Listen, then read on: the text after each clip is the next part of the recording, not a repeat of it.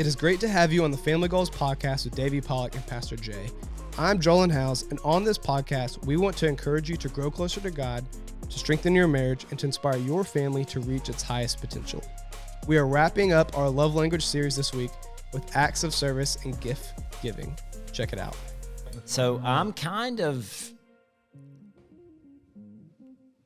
forgetting things a lot lately. It happens as we get older. And I don't know if it's because I'm getting older, but I've been using the excuse of COVID, that I had COVID, and that's why I can't remember things. But like normal things like not remembering, say, T. Higgins' name or stuff like things that I would normally have no trouble remembering, I've been having trouble. Why would you remember T. Higgins' name? I'm just saying. He went to Clemson. I'm just throwing that He's out. not an LSU guy. I'm just saying, why would you remember? No, but he's on the Bengals. Bengals. That happens as you get older, isn't that Maybe that's what it is. Maybe I'm just getting old. One thing that you are really bad at is pronouncing people's names, especially last names. And we talked about Giannis in the last podcast. Could you just attempt to say his last name? Antetokounmpo. Was that real? No, you're joking. Please do that again. Antetokounmpo. Oh my gosh! Wait. He plays for the Warriors. Andre, what? Iguodala. That's not as bad as wasn't as whatever bad. the heck That you wasn't just as said for bad. the other one. Woo! Joel, and you're not supposed to be like Yanni. pointing out my weaknesses. Yanni. You just pointed out that you were old. So. Yeah. No, but that happens. You don't have to. Don't beat yourself up. Just as you get older, things start to slip more, and then when you eat a whole bag of chocolate, blueberries in one day, it's probably not good for the memory, and it's probably bad for it. And we talked about that last episode too. So one of the things I've really gotten into, we mentioned this before, I was going to share with you, it's the sauna. Okay, yeah. So Steve, the neighbor, had this sauna that he wasn't using that was all disassembled in his basement, and it was broken. Okay. And he said, well, you can have it if you don't sell it. I think he thought I was going to like try to flip it, you know? Yeah. And so we set it up, and it had a burnout cord. So what kind of sauna is this? Oh, it's a very nice infrared? Four-person sauna. Four-person sauna, infrared, like a little room, and you get in there. So I got it. It took me about a year to get a plug for it and get it fixed. Okay. But I've been getting in there. Those are expensive as crud. 3 or 4 nights. I know. Yes. So I felt spoiled, but this is kind of interesting. I don't jog anymore. I don't like I play golf. So I'm not really like sweating much. So you're not athletic anymore. Just country club sports. But the sauna, you get in there and you get it to 140 temperature and you're just like sweating. It's phenomenal. It just makes you feel good because you're sweating. Makes you feel like you actually got some exercise in. I do like HIIT workouts and weight training, but like cardio, I'm not getting as much cardio. You know that's not cardio either, right? What, HIIT workouts or no, weight training? Sauna. Well, no, but I'm sweating. I'm just make sure you didn't count that as your cardio. So you and Steve get in the sauna? No. It's at my house. He gave it to me. Okay, so it's at your house. It's at my house in my basement. Okay. He gave it to me, but it's about a 20-year-old sauna. So I'm sitting there the other night, and I start smelling something. And I look down in the cord I had the electrical cord that I had repaired. Mm-hmm. I had not put back into the thing and put the plate back over it, just kind of hanging loose. Just I forgot to put it back in. So I look down, the cord's smoking. Like there's smoke coming out of the electrical cord. I'm like, oh my gosh. So then I get out of the sauna and it catches on fire. The whole sauna? The cord. Okay. And I was able to put it out. Before it got to the wood? Before it got to the wood. Well, that's good. But now I don't have a sauna. Well, you just got to buy another cord, right? Or is it not that easy? Yeah, but I'm just wondering, like, if I had to have been there, it could have burned the house down. Well, it wouldn't have been on if you weren't there, right? I know, but the problem with this sauna is it takes like 2 hours to heat up. Ah. Jeez. 2 hours? I didn't realize that. Well, and that's the other thing is the electrical bill. Oh. Was sky high. So long story short, I'm getting rid of this sauna. I'm gonna try to buy something. Okay. So you're gonna get another one. So you love the sauna. I would like to. Oh, that's incredible. Have you been in a sauna? Yeah, I've been in a bunch. They're very expensive. They're very expensive. No, wait a minute. I got a ghetto one, $275 off of Amazon. It's a little tent, but man, it does incredible. It does. I mean, it gets up to 140 degrees in about 15 minutes. Now, Steve, the neighbor, bought he got a 2-seater for about $2,500. Oh, so he had upgraded. That's why he upgraded. Okay. Yeah. But I'm so probably, note to self, don't give anything to you. You'll ruin it. Well, I don't know if you can just like throw this huge label on it. Like you ruined it. You about burned the sauna down. But the reason he gave it to me, because I think there's a malfunction in it. Yeah. Yeah. So it's like, I don't want to, could you imagine catching fire? That would not be good. But it's good to have, it's good to do those kind of things though. Like the saunas, the steam, the whatever it is, whatever makes you sweat. What about ice baths? Ice baths are great. Do you do that? Yeah. Do you go ice? Do you ever do saunas? I thought. Are you more ice bath? I thought about getting one. I'm more of an ice bath or a hot tub. We do the hot tub a ton, and then the pool's cold. So if you want to jump in the pool, you just jump in the pool. This, whatever time of the year it is. But Amen. I think all that stuff is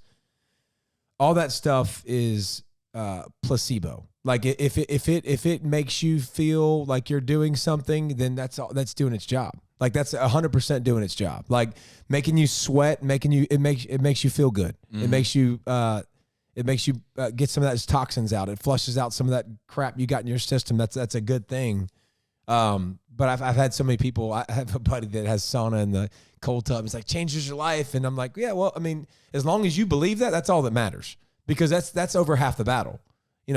Eating healthy. There is a lot in the mental. 100%. Like even after I get out of the sauna, I've done all this sweating. I'm like, well, I'm not going to eat unhealthy now. Correct. All that stuff works together for a part of your report. Just like working out. Like if you find a group of guys you can work out with and really bust your butt and get into some good groups that, like I have a group that we meet and it's 4 to 6 of us, 4 to 5, 6 days a week, and we're in there together, busting our butt, talking about our books we're reading, talking about our kids, all that stuff. Like it makes us better. And it's because we're pushing ourselves harder and we're competing, and whatever it is that gets you into that point that you can feel that and get that placebo. And basically placebo is basically feeling good about yourself, like feeling good that you accomplished something. Then it's going to do a lot. Well, you're looking like you've been working out. I mean, you're looking in good shape. I have to. It's in my DNA now. I can't change that. Like my wife's a psycho. I'm a psycho. My son's turning into a psycho, which is good. But you look like you've thinned down a little bit. Like you had kind of bulked up. You saying I was a little fat? I'm saying you were in the heavy weights. I mean, you were bulking up, I think. That dang Corona, the quarantine and stuff like that. Yeah. We started lifting like crazy, and our workout group started then and hasn't stopped. And so it's been hard for me to lose weight because I've put on muscle over the years. Mm-hmm. And when you consistently work out, you're going to put on. I mean, that's part of it. You're going to put on muscle. You're going to have to figure. But that's good weight. Yeah, I mean, but as you get older, though, good weight still you don't want the weight. I mean, regardless of good weight, blueberry weight, whatever, you don't want the weight regardless. You just want to try to keep it down as much as possible. Especially playing hoops. The heavy, 1 pound is 5 pounds of pressure on your knees. So I try to keep mine down. It's a struggle, but I like that you're doing something. That makes me happy instead of just country clubbing it. So. Man, I lift weights. I still rehab my knee once a week. When are we going to get back on the pickleball? Like, I'm a pickleball junkie. I love pickleball. Man, pickleball. I've had so many people. I don't want pickleball's taken off. Like I've been like at the my buddy's daughter's funeral. I ran into people I hadn't seen in a long time, and several people were like, "Hey, are you into pickleball? Because you play tennis." They knew I played tennis. I'm like, "Well, I hadn't really played pickleball, but apparently everybody's getting into pickleball." Like I have so many high school kids that come to my gym that play pickleball. Like high school kid, literally. I mean, so many kids that text me, "Hey, can I use the gym? Can I use the gym? Can I use the gym? We're gonna play pickleball." So it's definitely. When I first heard about pickleball, I was like, "Nah, bro, I'm good. That sounds like an old rich people country club sport. I'm good. Pass." And then I started playing. I was like, "Yeah, you're kind of fun. You're pretty good." One on one, I like my chances against just about most anybody except for the like really, really, really, really good players. And then 2 on 2, just as long as you don't give me woj, I'm fine. Hey, I want a 1-on-1 me and you pickleball. I'll beat the mess. Hey, let's do it. I've got paddles in the car. Oh, Joe went out and bought some paddles. Cancel your meetings. Let's go. It Bay Creek Park's right there, dude. It wouldn't be competitive.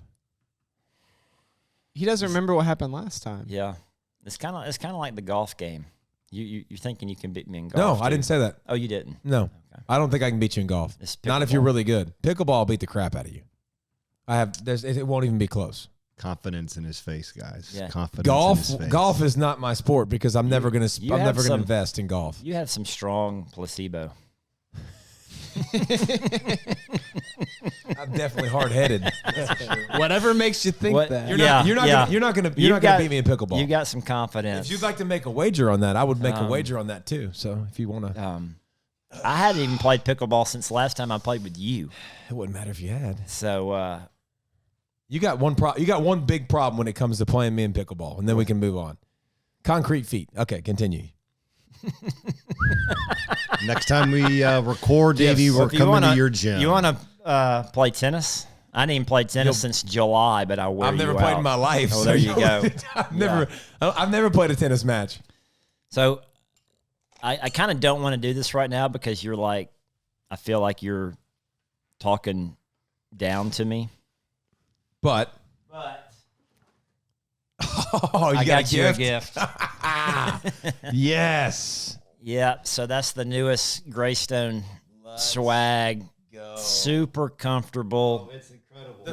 The swag is really gotten so much better at Graystone. It's gotten, Yeah, you think? Yeah, the gotten quality solid. of it. Yeah, Quality is solid. so we're beautiful. Thank you. we're sir. going for comfort, you know, Yeah, but comfort and looks good. and looks both. good. Yeah, a little bit of both. Right on cue with the gifts. Huh? So I that's like that. leading us into love language number 4, which is gifts. And we've been doing this series on the 5 love languages by Gary Chapman and Ross Campbell. Attaboy. Yes, sir. Nailed it. We've got to give them the credit. And we've talked about the first 3, and today we're going to finish up the last 2. And the 4th love language is gifts. Giving and receiving gifts can be a powerful expression of love at the time that they are given and years later. The most meaningful gifts become symbols of love. And so gifts communicate to a child that mom and dad care. Mom and dad love you. And it talked about in the book, again, a simple question for all of us to ask is our kids, like, how do you feel love? Like, how do you know mommy loves you? How do you know daddy loves you? And a lot of kids will say, because they get me things, because they buy me things, because they got me that teddy bear, whatever. So as I don't want to say minimize it, but as unimportant as you might think gifts are, and as whatever as you might think about gifts and not wanting to do it and not giving gifts, if it's really important to one of your kids and that's their love language, you got to make sure. And again, it talks about in the book, it's not about huge elaborate gifts. It talks about your clothes, your regular clothes that you do for back to school, just wrapping them up if it makes it a big deal. I thought that was a brilliant idea. It's interesting. Just wrap up the clothes you're normally going to buy. I never would have thought about that. Yeah. I mean, the normal things that you get them on a month-to-month basis, just making a big deal out of it and wrapping them up. And because this is a legit love language that, people feel love and they feel important, and your kids feel like that they matter when you do it. So it obviously makes a difference. How did it make you feel when I gave you that hoodie? Solid. Love the hoodie. This is not my love language. I'm not a gift guy. I'm not a gift. Is this you or no? No. But I think that's a great point is, even though it's not your gift, you still appreciated it, you felt loved, and you felt fought for. And I think even with our kids, even if it's not their gift, when we buy them something, they feel loved, they feel thought for. I picked Jessie up from tennis the other day after her practice. You're gonna love this, but I brought her some Hershey's Kisses. Nice. But I know that's fine. Was it 1 or 2? It wasn't 30, right? I know she. It was a whole bag. Anyways, continue. But it was and I brought Jolin the other night at the women's conference. I brought him a bag of what do you like? Sour Patch Kids. Sour Patch Kids. But it's just a small gift. I was thinking about you, and same with Jessie. So sometimes I'll bring her gifts, even though her love language isn't. But it's just, it doesn't, to your point, it doesn't have to be an expensive gift. No. It can be a bag. It could be a Coke Zero. Well, 2 things. One, I think it's important to figure out little things that they do like that are very inexpensive. Like my wife comes to mind easily, coffee. I mean, coffee's very inexpensive, but it matters. She loves coffee, so that's something that's very easy. But it also talked about, in the book, I thought was good, it said, when a parent offers a gift, if the child will clean this room, this is not a true gift, but a payment for services rendered. Yeah. And there was a difference between a gift and a reward. And I think that was huge. That was a big deal and a big difference. So a gift is something you give freely. It's not because of anything somebody did. It's just to let you know you care about them, or you're thinking about them, or there's sentimental gifts. There's pictures. There's jewelry. There's teddy bears. There's all kinds of things and it can be tiny. It can be big. It can be whatever. But it talks about the importance of it. Yeah, and in fact, they said the English word for gift actually comes from the Greek word charis, which means grace or undeserved gift. And so if the biggest gift we ever got, if they're cleaning their room and then you give them a gift, it's a payment for service. Yep. Or you're bribing them to be good for the next 30 minutes and I'll get you some ice cream. Well, then it's not really a gift. It's a bribe, or it's a payment. Yep. It's a payback. So, one of the things I struggle with Jennifer early on, I know this isn't about loving our wives. It's more loving our kids, this podcast today, but it still applies. I'm such a frugal person. I'm such a practical person. So to buy Jennifer flowers on Valentine's Day, when the flowers are going to die in a couple days, you deem it in your head. You say it's a waste of money. Yeah, in my mind, I'm saying it's a waste of money. But she doesn't see it that way? No, she loves. It's almost like because they are going to die in a few days, and they're not practical. It means even more to her because she knows how frugal and practical I am. So she likes receiving gifts. That's one of hers, or is it? All 5 of these are Jennifer's. Really? She loves them all. But she certainly loves gifts are. But she certainly loves gifts. Gifts are nothing in our house. Really? Yeah. Less than 0. Like Christmas, we don't do gifts. We don't even do gifts for each other because we have what we want. We have what we need a lot of times, and we want something, we go buy it. You know what I'm saying? Like, so we don't buy each other any gifts for Christmas. Y'all don't exchange gifts at Christmas? We do, like, the way we do a little something is just do like a stocking with just like practical stuff. So like I got like patches for underneath her eyes, stuff she likes, and but just tiny little stocking stuff. When does Lindsay wear patches under her eyes? I don't know, like I don't know, there's some makeup thing, like a face. Face mask stuff. No, not the mask. I don't know, dude. I thought you were talking about eye black. No, for like sport. Oh God, no. But no, something with the girls on the road at ESPN. One of the makeup ladies were talking about how these little patches, you put them underneath your eye and they make your skin do some kind of something. So I was like, I need some of those. But no, yeah, we're not much on gift giving. See, Jennifer's huge on gift giving. And if Lindsay was, I would be, by the way. If she was big on it, then it would make a difference. I would do it. Stockings are huge in Jennifer's family. Like, not only are you buying gifts, but I've got to fill her stocking. And it can't just be like with little things. She's expensive. Nice stuff. You got to put some nice stuff in the stockings. Yeah. And I try to get creative, but, she's going to want that DSW gift card. Do you know what that is? DSW. Designer Shoe Warehouse. Oh. So that's a go-to. That's a go-to. That's a go-to in the stocking. But also candy, magazines. It's funny, my parents were talking about when they were growing up, they got fruit and nuts in their stockings. You'd probably get more of that in the Pollack household. Yeah, so I ended up putting fruit and nuts in my parents' stocking this year. Just to be funny. Oh, that's funny. Yeah, so they thought it was funny. Yeah, but no, I think it's finding out what's important, those little things that are important to your kids, like those little, like Nicholas, game day, I get a lot of, they give us, every site we go to, they give us something. They always give us a gift basket, and it's a waste of money. I'd prefer them not give me anything and just keep their money. But they give you some kind of little trinket or something, like from the school, from the city, or from the school, like Louisville. And Nicholas has a desk on the end of his bed. He has a big desk, and he's got a big dresser, and on top of that dresser, it is filled with all of those things. Mississippi State, a cowbell. You know, I got a race car last year at the national championship where it's because they did it in Indy. Well, I was going to ask you if you bring your kids gifts from coming in from out of town, and it sounds like you do, but someone else buys them for you. We don't do that. We don't bring them gifts when we come home from anywhere either. But those things, literally, I'll bring home because they'll ship them back to us, and I get a basket, and I'm always going to throw them away or give them away. And Nicholas he'll add he's got a Corso bobblehead on his thing. He's got the Indy from last year's national championship was at Indy, so they did an Indy NASCAR, an IndyCar thing, and he's literally collected probably 30 or 40 things over the last however many years of game day that he's got on his desk. And none of them go together, but it's kind of cool because it's just kind of memories and just little things. But he may have the gift. He may have the love language of gifts, and you don't know it. He could. He could. He likes those little different things. So one of the things that's said in the book is don't resort to presents versus presence, like being with quality time. And then it warned against just the abuse of gift giving, like using that because it's kind of easy just to buy gifts instead of. I had to teach, maybe the wrong word. I had to explain that to my mom because when my mom used to come over, every time she saw the kids, she always brought something. She just always wanted to bring something. So she brought little cars, little trains, little something, but she always brought something.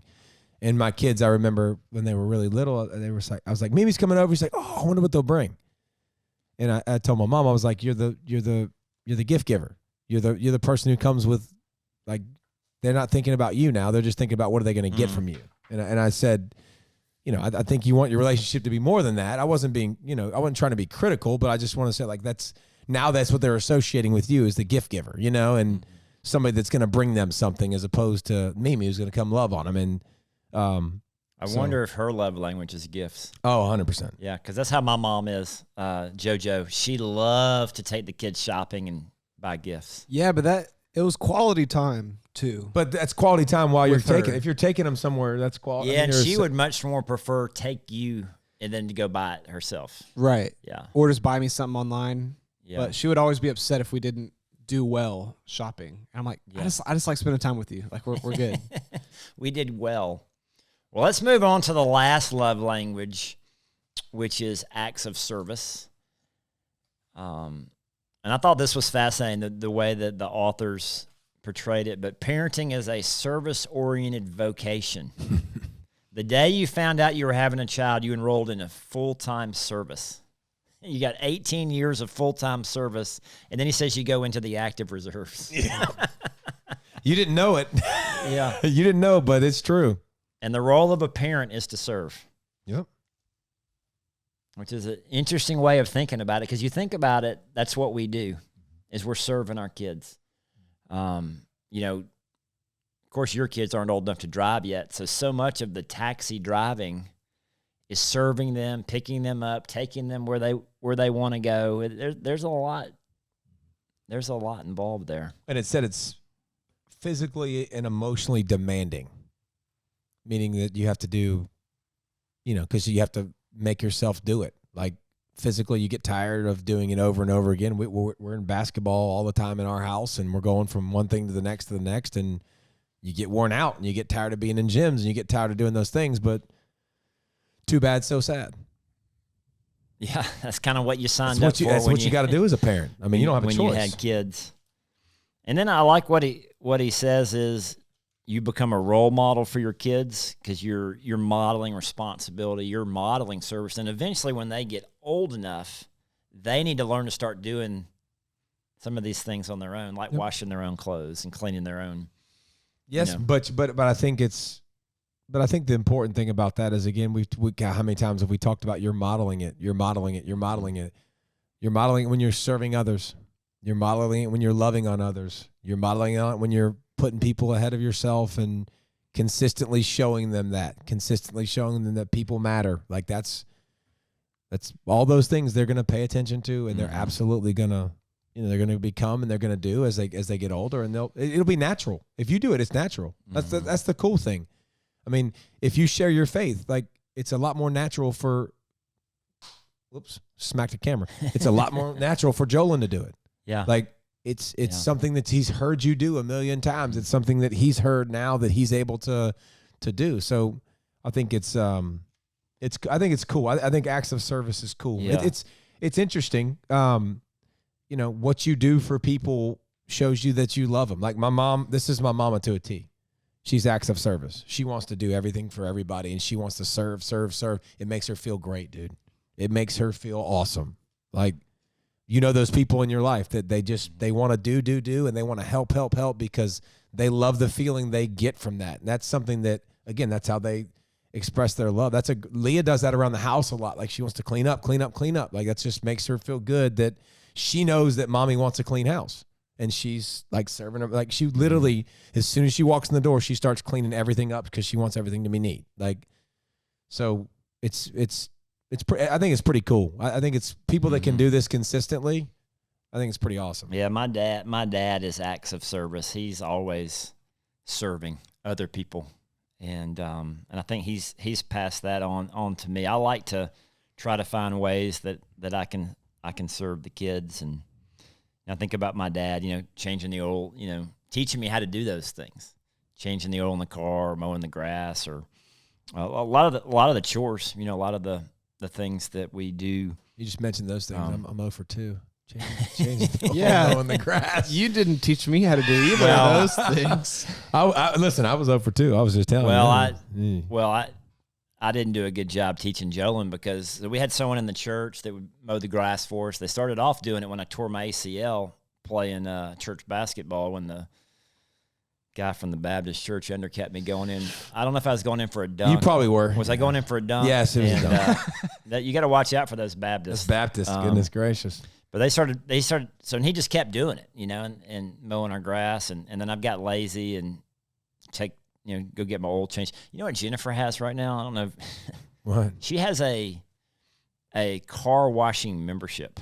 Yeah, I've seen those. We just go up there and you can get it. You can go anytime you want. Anytime you want. It's pretty brilliant, a little actually. Sticker on her car. Yep. So anytime she drives by the car wash, she just goes for free. And then you can use the vacuum for free. Well, it's not Very free. smart. She pays for $20 it. a month. It's $20 a month. Yeah, you're right. I have one too. I can't even justify Do doing you pay that. for that, or does your mom pay for that? I pay for it. Okay. Because I'm telling you, I'm cut off. No, I'm dude. just saying. cut off. I want to know. All these circumstances. I'm going to make sure you're cut off. This Like, must because be- if mommy's playing for a cell phone, you're not cut off. Yeah, you're doing it. He's 100%. So You say that, but I'm making sure. I'm backing it up with stories and. So this must be something new then for your car, to have a car wash membership. Yeah. Because I haven't noticed your car. He's not judging you, Jolyn. You see, you answered that in a tone. Does it look okay? I haven't noticed it recently, but is this like in the last couple of weeks is what I'm saying? Or is this something you've been doing for months now? I was with Justin one day, and he drove through and did it, and it was super quick and easy. And was Justin texting while he was driving while he did it? Hey, we're not perfect. We don't expect you to be. So I'm just saying, Poppy. Whoa, Jack, we got to get rid of that. That's a bad habit. well, I don't have the car lot anymore, so I can't just clean my car every Saturday for free. I don't true. have the tools. But you could go up there. Chris would let you go up there if you wanted to. He would love. I don't want to get stuck. Back to the talking for back to the hours. point is that you didn't teach your kid how to change the oil. You're a failure. Yeah, I just basically taught him all about Jesus. What a failure. It's impossible to criticize. That's all you got to pull the Jesus card. Taught him all about Jesus. Whatever. So let's wrap up. This has been a phenomenal series as we've kicked off season 4 of the Family Goals podcast. The 5 love languages, which are, do you want to name them? Can you name the 5? Sure, I got my book in front of me. Acts of service, physical touch, gifts, words of affirmation, and quality time. There you go. And I think what he kind of ends the book with: discover your child's primary love languages. And I like what you said, just asking them. I was telling Jessie we were doing this the other day, and I was asking her what her love languages were. She said, food. My wife can speak that love language. Coffee. If I come home with coffee or food, like, it's never going to be a bad thing. She said, food's my love language. It's always our going to go well. family in general.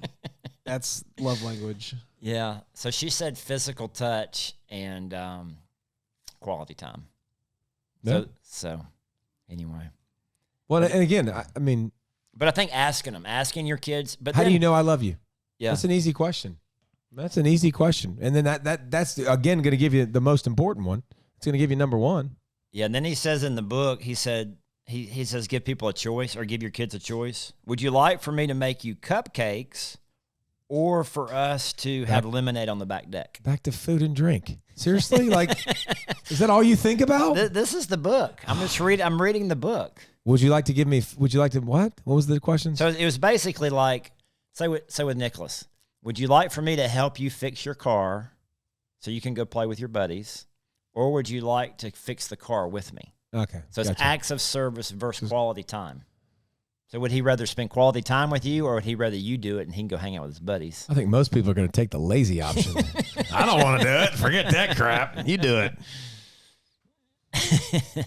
So anyway, this is the only series I've ever picked out the topics. So how did I do? We good? You liked it? You did a great job. Solid. I think it was, and it's fun talking about something you're passionate about. I mean, obviously you'd read the book, you've been thinking about it, and I think it was great for me to revisit it.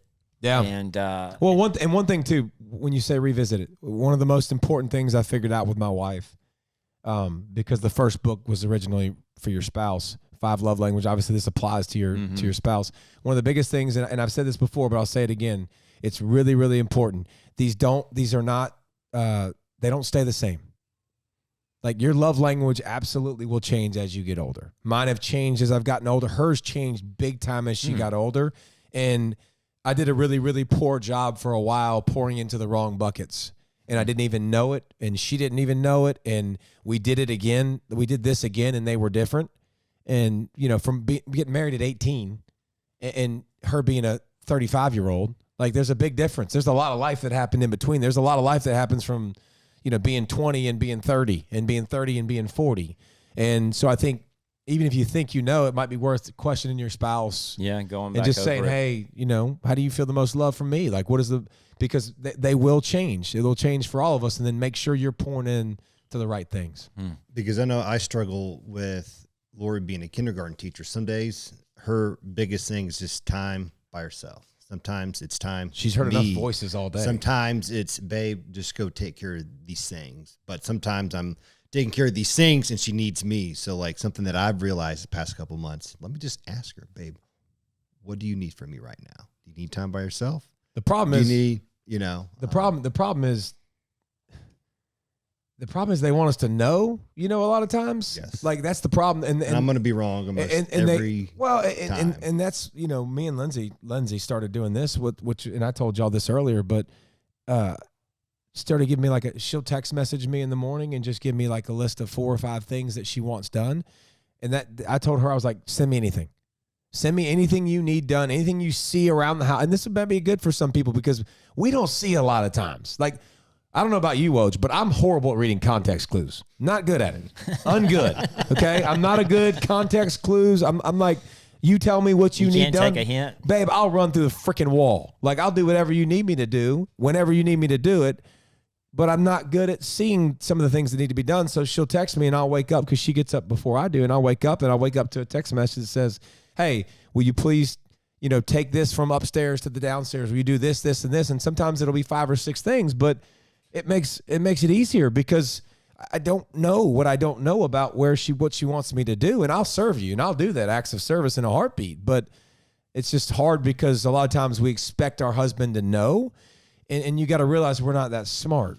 Like, most of us aren't that smart, or, our brains aren't processing things the information the same way. And sometimes it's just good to just say it. But I think I would encourage all of us to sit with our kids or our wife and talk to them and ask them in a non-threatening manner and in a time when it's really calm and it's really peaceful of, what makes you the happiest, and then find those areas. And that gets back to communication. And that's a huge thing with husbands and wives, but also with your kids. I mean, yep.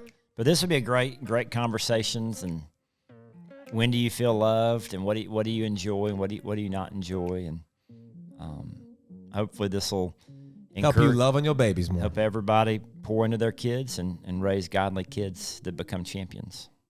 Thank you for listening to this week's Family Goals podcast with David Pollack and Pastor J. To truly be a servant of the Lord and to serve our kids, we need help from the Holy Spirit. I ask God all the time to show me ways in which I can serve people right in front of me, because otherwise I would never think to serve them. God, open my eyes to how I can love those closest to me. Actively serving your kids and your spouse can set an example to your kids on how a real man or woman of God should act. Gifts are given freely. It's not a reward or deserved or a bribe, it's grace. If your kid feels loved through receiving gifts, search for ways to be meaningful and thoughtful with your gift giving. Anything from small notes or candy, it doesn't have to be anything big, just meaningful. If you found this episode helpful, encouraging, or entertaining, please let us know by subscribing to the podcast or by writing a review. You can also reach us on Instagram or Twitter @FamilyGoalsPod. Thank you again for listening to the Family Goals podcast, and we'll catch you next week.